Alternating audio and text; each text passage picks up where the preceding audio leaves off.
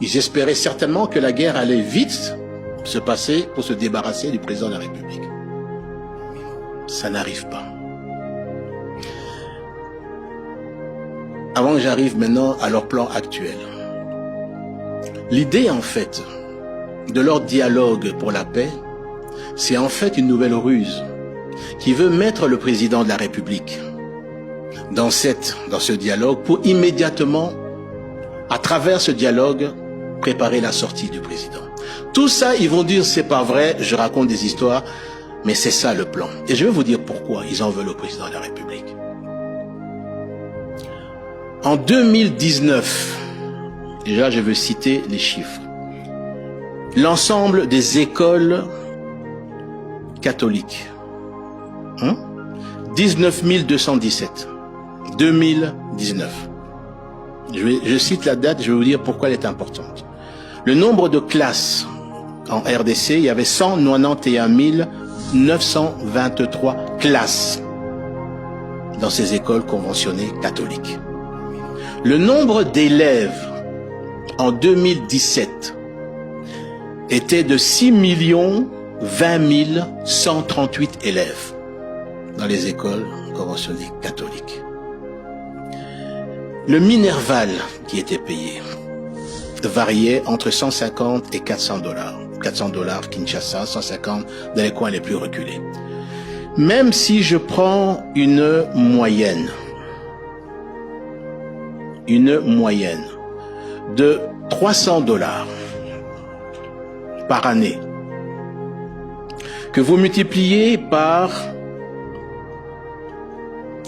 6 millions, j'arrondis à 6 millions d'élèves, fois 300 dollars, ça vous fait 1 milliard 800 000 dollars de revenus. Et aujourd'hui, avec la gratuité de l'enseignement... Attendez, je vais y arriver.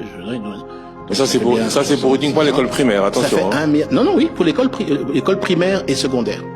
Parce que la gratuité n'est pas pour l'école secondaire. Oui, primaire et secondaire. Je divise même par 2. 1 milliard 800 000, je divise même par 2. On arrive à près de 900 à 1 milliard de dollars. À partir du moment, et suivez-moi bien, à partir du moment où le chef de l'État a décidé, parce qu'il veut donner à l'ensemble des enfants la chance d'étudier. Et je pense qu'en tant que père de cette nation, tout le monde applaudit cette politique, cette décision.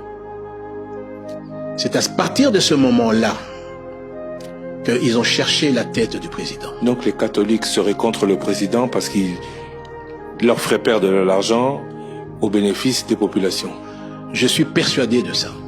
Monsieur Lusakone, la dernière fois que vous m'avez interviewé, je vous ai dit que le président de la République avait remis à chaque évêché 1 million de dollars pour pouvoir aider dans leur évêché à mener des actions sociales en faveur de la population.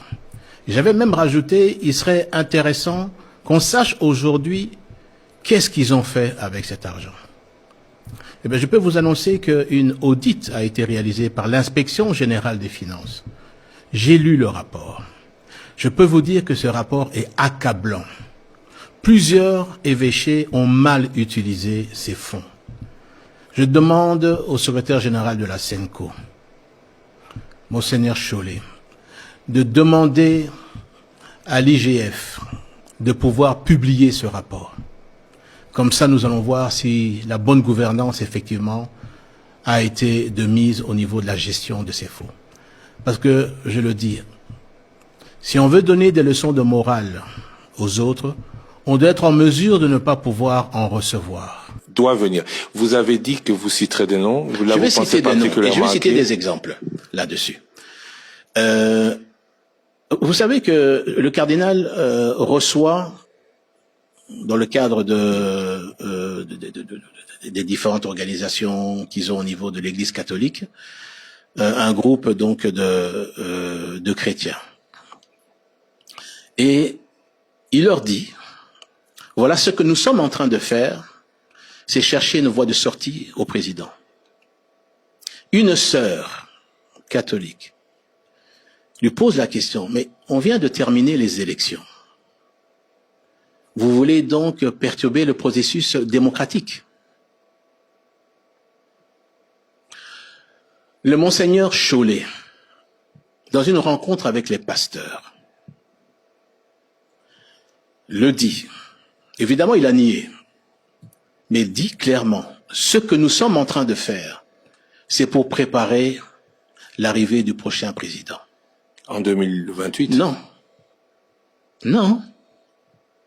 Eux ne sont pas dans une stratégie de pouvoir attendre 2028. C'était d'évincer le président. En espérant que lorsqu'ils vont évincer le président, c'est pour faire en sorte que le nouveau qui viendra puisse annuler cette décision salvatrice que le président de la République, Félix Tshisekedi, a pris pour permettre à plus de 2 millions en plus par an d'élèves d'étudier. C'est ça. Est-ce que vous vous rendez compte de la gravité de ce que vous annoncez? Mais qui est le financier de ces certains personnes au niveau de la Senco? Ce sont Moïse Katumbi et c'est Hippolyte Kanambe alias Joseph Kabila. Le Joseph Kabila qu'il combattait quand il était au pouvoir serait avec eux. Et c'est ça qui est terrible. Mais est-ce que vous... Non, mais c'est ça qui est terrible. Mais si vous suivez, j'ai lu parce que je n'ai pas suivi, mais vous suivez ce qu'il a écrit dans ces points, je crois c'est 12 points si je me souviens. Mais c'est d'abord c'est chasser le président de la République. Oui, et c'est d'appuyer lui-même, c'est d'appuyer l'action de ce que ces personnes de la Senco, que j'ai appelées les politiciens en robe, veulent présenter en le soutenant parce qu'ils savent que lorsque tout le monde va se retrouver autour de la table, tout le monde va se mettre d'accord à travers le jeu de l'ensemble pour dire, monsieur, nous donnons la porte, comme l'a dit le cardinal en face d'une organisation de l'organisation catholique, nous sommes en train de lui chercher une porte de sortie honorable. Est-ce que vous vous rendez compte de ce que vous dites? Mais je le sais, mais j'ai des preuves. Est-ce que ce que vous pensez ou ce que vous dites, c'est aussi ce que pense le président Tshisekedi?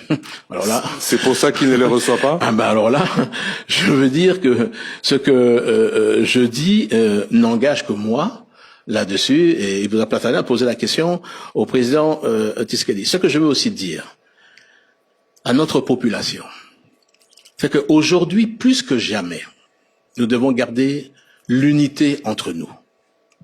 Plus que jamais. Et je vais vous dire, les gens ne comprendront pas aujourd'hui ce que je suis en train de dire. Mais dans quelques années, ils comprendront.